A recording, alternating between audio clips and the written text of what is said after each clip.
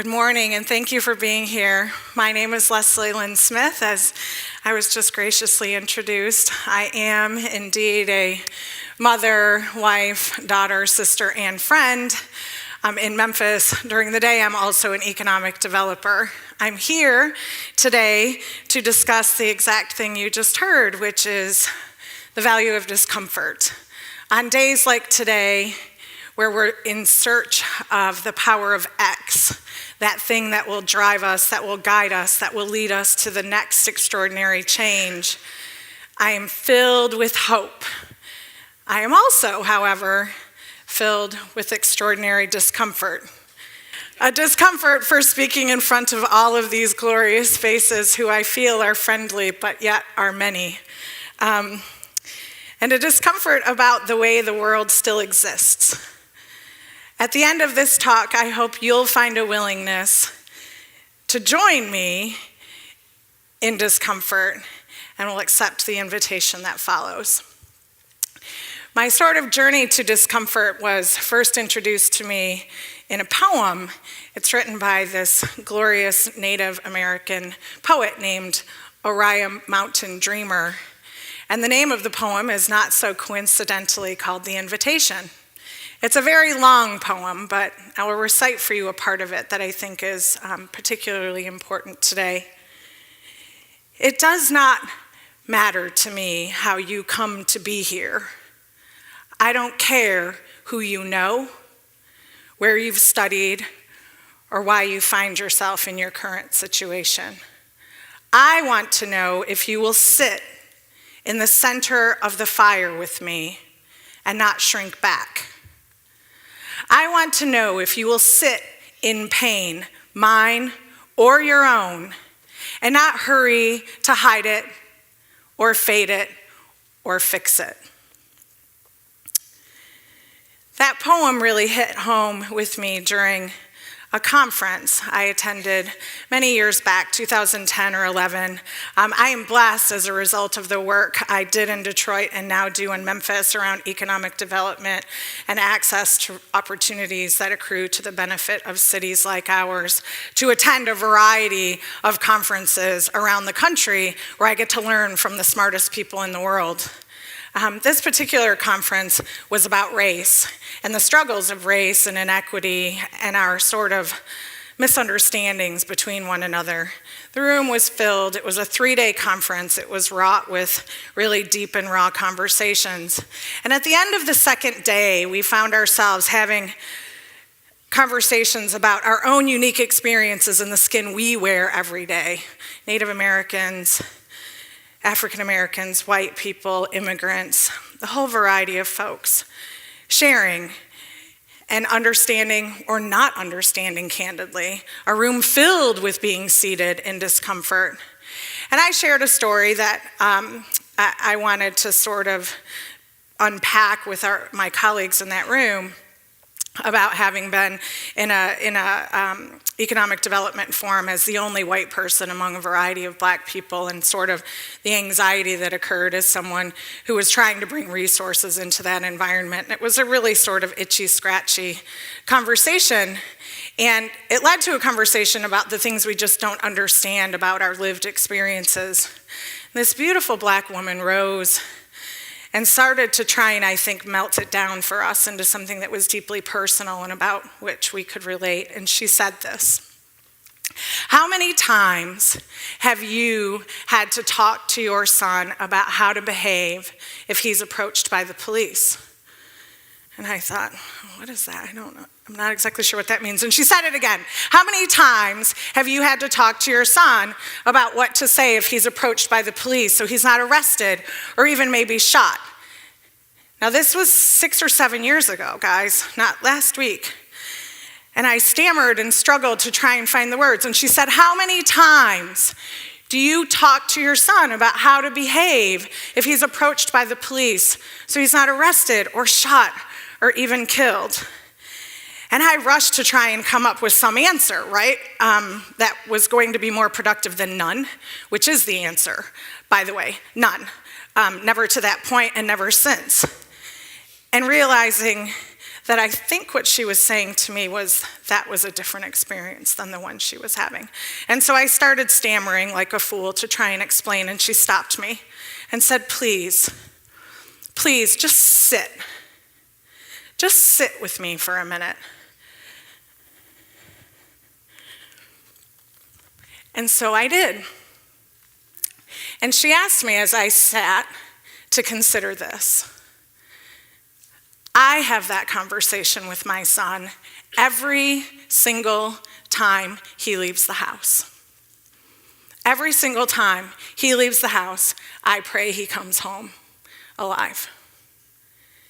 Now, this wasn't a conversation about blame or solution or reconciliation. This was a conversation from one mom to another, living a different experience simply because of the color of their skin. And it was powerful. It was powerful because it forced me to get out of the comfort of my age-old narrative that suggested I understood so many things about my lived experience in race in America and recognize that I, in fact, did not. And so I sat, and I let it just change me, change the way I thought about the world. And I let it change the way I talked about the things I thought I knew and wish I'd known and was afraid of and was uncomfortable about. And I sat and thought about how I didn't need to rush to a solution, just be comfortable being uncomfortable. And so I probably became less interesting at dinner because I talked about this a lot and challenged our assumptions about what we thought we knew, but we didn't. I probably became less fun at parties because I was always challenging the way we thought about things. And I definitely became a bit of a problem at work, where I started challenging all of the assumptions about economic development and tried and true strategies that were designed to bring access and opportunity to cities that were actually failing. And we knew we were failing because the numbers weren't changing. And I tried to honor my discomfort and my new awareness by bringing a different set of thinking to the work we were doing. Mine is a tale of two cities. You heard I grew up in Detroit. You can hear by my voice that I'm not from here. I hear that pretty regularly, and I think I've only managed thus to pick up y'all a little bit. I moved here from Detroit to Memphis. There's a familiar refrain about how Memphis isn't Detroit and Detroit isn't Memphis, but we are in fact very similar in so many ways. We're different, of course, and we could talk about that for hours and hours, but we're sort of tied together by a river and a culture and a grit and a spirit of entrepreneurship and joy that drives us. We are determined and driven and courageous people. We're also bound by an age-old narrative that holds us back in many ways, that the courage to sit in the discomfort around can move us. It can help us find that new next level of understanding, that new next level of awareness. And that is my hope for every time I am invited into discomfort. You see, I grew up in Detroit. I was born in 1967, which tells you a little bit how old I was, but also that I was born in the center of the civil uprisings in Detroit in 1967. And we've unfortunately not seen as much change across the country as we need or should see. And so, today is about invitations to the value and the power of X. For me, it's about an invitation for you to join me in your own discomfort. That doesn't have to be about race or inequity. It can be about a million things. The world needs us to be uncomfortable. The world needs us to dismiss the way we think about things. The world needs us to ask questions that we're afraid to ask. The world needs us to hear answers that we are not prepared to hear.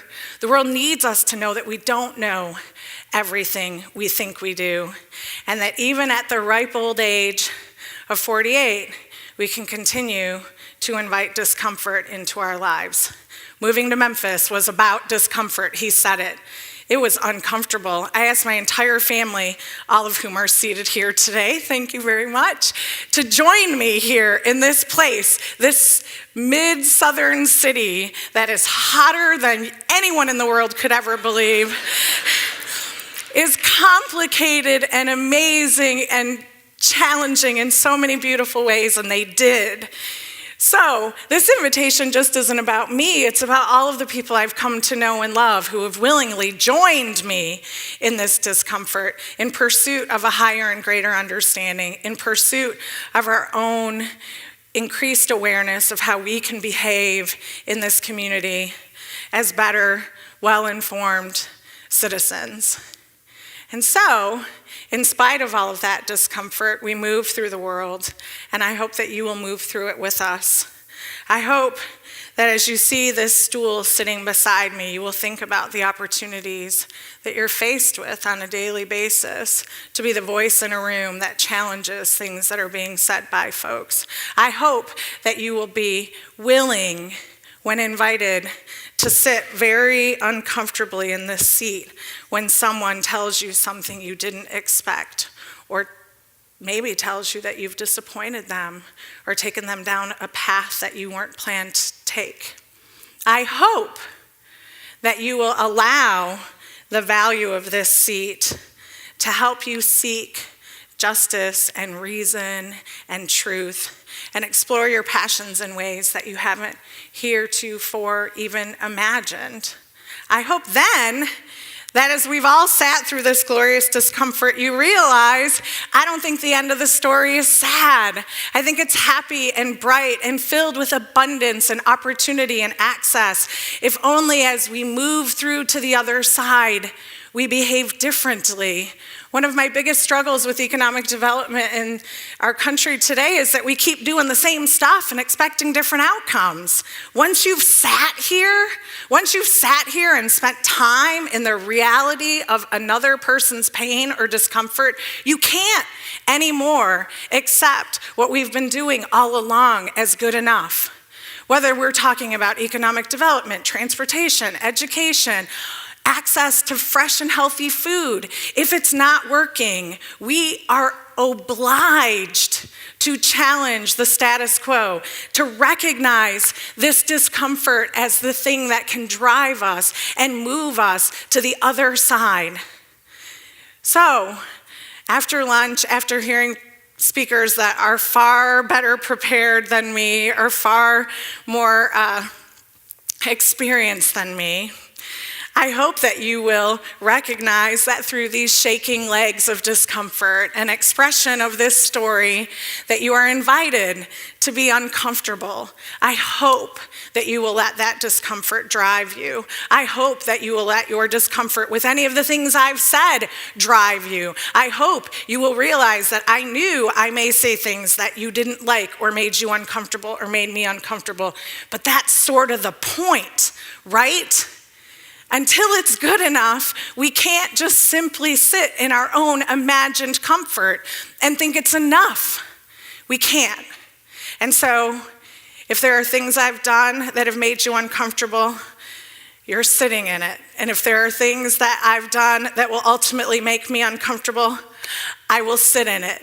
But I am willing to be imperfect in the discovery of all of the things we know we need to know to make this a just, inclusive, and wonderful universe. And I know that each of you are willing to join me there. So as we end today, I want to know if you'll sit. If you'll just sit for a moment in the discomfort of whatever it is you're learning that's making you uncomfortable. And I want to know if you'll let that discomfort guide you. Thank you.